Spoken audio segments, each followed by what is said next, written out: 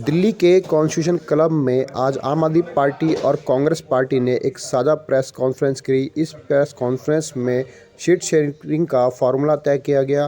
कांग्रेस की तरफ से राज्यसभा सांसद मुकुल वासनिक और दिल्ली और हरियाणा के प्रभारी दीपक बावरिया, साथ में दिल्ली कांग्रेस प्रदेश अध्यक्ष अरविंद सिंह लवली, तो वहीं आम आदमी पार्टी से शिक्षा मंत्री आतिशी मारलेनी और स्वास्थ्य मंत्री सौरभ भारद्वाज, साथ में संदीप पाठक मौजूद रहे। विभिन्न राजनीतिक दलों के साथ, समाजवादी पार्टी के साथ भारतीय राष्ट्रीय कांग्रेस पार्टी का सीट शेयरिंग को लेकर समझौता हुआ। उसकी घोषणा लखनऊ से हुई। समाजवादी पार्टी को एक सीट लोकसभा की ये मध्य प्रदेश में देने का भी ऐलान लखनऊ से किया गया। पिछले दिनों में आम आदमी पार्टी के साथ लंबी चर्चा हुई और चर्चा के उपरांत भारतीय राष्ट्रीय कांग्रेस और आम आदमी पार्टी के बीच सीटों को लेकर समझौता हुआ है, जिसको आपके समक्ष यहां पर मैं रखने का काम करूंगा। मुझे खुशी है कि दो महत्वपूर्ण राजनीतिक दल इंडिया गठबंधन के आने वाला लोकसभा चुनाव का पूरा जिम्मा एक साथ संभालेंगे। और जिस तरह की परिस्थितियां आज मुल्क में बनी हैं, जो चुनौतियां हमारे लोकतंत्र और हमारे संविधान के सामने बनी हैं, सशक्त तरीके से उसका मुकाबला करने के लिए तैयार है। और उसी कड़ी में आम आदमी पार्टी और कांग्रेस पार्टी का सीटों को लेकर समझौता हुआ।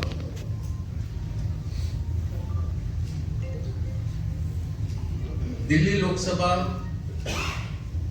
में 7 सीटें हैं। आम आदमी पार्टी 4 पे लड़ेगी। वो 4 सीटें नई दिल्ली, वेस्ट दिल्ली, साउथ दिल्ली और ईस्ट दिल्ली। कांग्रेस पार्टी 3 सीटों पर दिल्ली में चुनाव लड़ेगी, चांदनी चौक, नॉर्थ ईस्ट और नॉर्थ वेस्ट। गुजरात में 26 लोकसभा सीटें हैं। 24 पर कांग्रेस लड़ेगी। 2 सीटों पर आम आदमी पार्टी के प्रत्याशी रहेंगे। भरूच लोकसभा और भावनगर लोकसभा की ये सीटें होगी।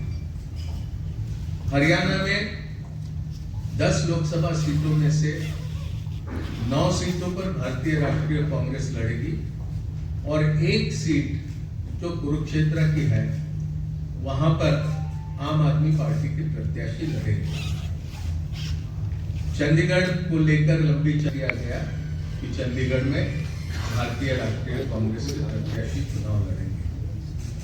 गोवा में भी, खास करके दक्षिण गोवा में विस्तार से चर्चा हुई, लेकिन फिर ये तय किया गया कि गोवा की दोनों सीटें ये भारतीय राष्ट्रीय कांग्रेस पार्टी लड़ेगी। तो संक्षेप में ये सीटों को लेकर ये जानकारी आपके समक्ष रखनी थी।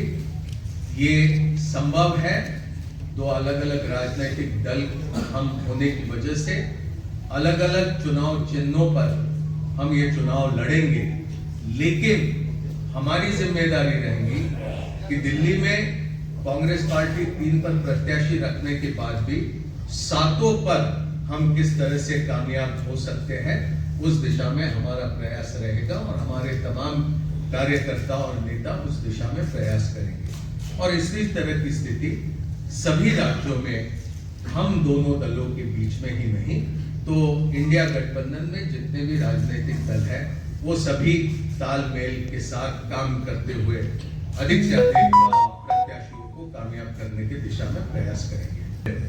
तो सीटों के बारे में मुकुल जी ने सारे स्टेट्स का डिटेल में बता दिया है।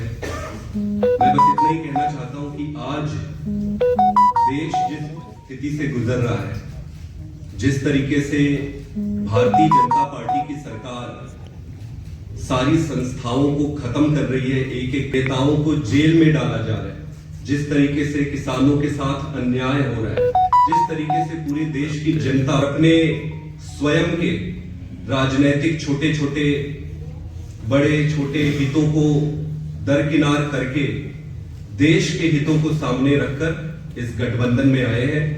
और गठबंधन में आने का उद्देश्य मैं एक बार फिर से आप सबके समक्ष रखना चाहता हूं कि देश इंपॉर्टेंट है, पार्टी हमेशा सेकेंडरी है। इस चुनाव को हम इस तरीके से नहीं लड़ेंगे कि ये कांग्रेस यहां से लड़ेगी, आम आदमी पार्टी यहां से लड़ेगी। इस चुनाव को इंडिया लड़ेगी। कुछ सीटों पर आम आदमी पार्टी अपने कैंडिडेट उतारेगी और कुछ सीटों पर कांग्रेस अपने कैंडिडेट उतारेगी। मेरा ये मानना है कि भारतीय जनता पार्टी के जो कैलकुलेशन और जो भी इन्होंने अपनी रणनीति बनाई थी वो सारा इस अलायंस के बाद से उलटफेर हो जाएगा और देश की जनता के साथ मिलकर ये चुनाव लड़ेंगे और ये चुनाव जीतेंगे। बहुत बहुत धन्यवाद।